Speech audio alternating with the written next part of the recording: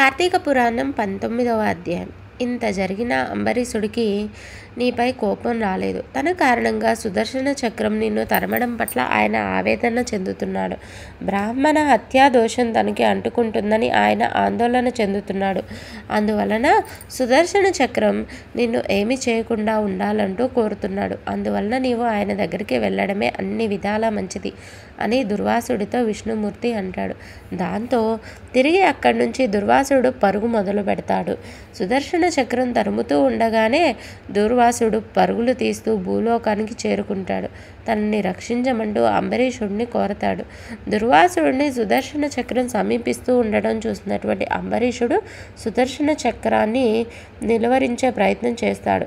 దుర్వాసుడు చాలా ఆందోళనతో ఉన్నాడని, బ్రాహ్మణుడిని సంహరించకూడదని చెబుతాడు. ఆయనను అంతం చేసే ఆలోచనను విరమించుకోమని కోరతాడు. వెంటనే వెనక్కి తగ్గవలసిందిగా కోరతాడు. అంబరీషుడి మాటలను పట్టించుకోకుండా సుదర్శన చక్రం దుర్వాసుడు పైకి దూసుకొని వస్తూనే ఉంటుంది.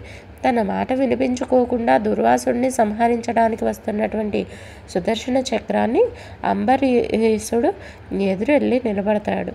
సుదర్శనుడి పట్ల తనకి గల గౌరవాన్ని గురించి చెబుతాడు. అయితే తనను శరణు కోరిన ఒక బ్రాహ్మణుడిని కాపాడటం కోసం సుదర్శనుడితో యుద్ధానికి దిగడానికి కూడా వెనుకాడనని అంటాడు. అందువలన వెనుదిరుగు వెళ్ళమని అంటాడు. ఆ మాటలను పట్టించుకోకుండా సుదర్శన చక్రం దుర్వాసుడి పైకి వస్తూ ఉండటంతో ఆగ్రహ ఆవేశాలకు లోనైనటువంటి అంబరీషుడు విల్లును ఎక్కుపడతాడు. అప్పుడు సుదర్శనుడు నవ్వుతూ అంబరీషుడి దగ్గరికి వస్తాడు. ఆయన స్వామి భక్తిని, శరణాగతులను రక్షించటంలో ఆయన గొప్పతనాన్ని లోకానికి చాటి చెప్పడం కోసమే అలా పరీక్షించానని చెబుతాడు. ఆయన అభ్యర్థన మేరకు దుర్వాసుడిని వదిలేస్తున్నానని చెబుతాడు. అప్పుడు ఆయనకి భక్తి శ్రద్ధలతో అంబరీషుడు నమస్కరించడంతో సుదర్శనుడు వెనుతిరుగుతాడు. సుదర్శనుడు వెళ్ళగానే దుర్వాసుడి దగ్గరికి వెళ్ళి అంబరీషుడు ఆయనను సాదరంగా లోపలికి ఆహ్వానిస్తాడు. తన వలన ఆయనకి కలిగినటువంటి అలసటను గురించి ప్రస్తావిస్తాడు. తన వలన ఆయనకి ఇబ్బంది కలిగినందుకు మన్నించమని ఆయన్ని కోరతాడు. తన ఇంట భోజనం చేసి తన దోషాలు ఏవైనా ఉంటే తొలగించవలసిందిగా కోరతాడు. ఆయన వినయ విధేయతలు దుర్వాసుడి మనసును కదిలించి వేస్తాయి. అంబరీషుడు గొప్పతనం ఏమిటనేది అప్పుడు ఆయనకు అర్థమవుతుంది. నాయన అంబరీష, చిన్నవాడివైపోయావు కానీ నిజానికి నేనే నీకు నమస్కరించాలి.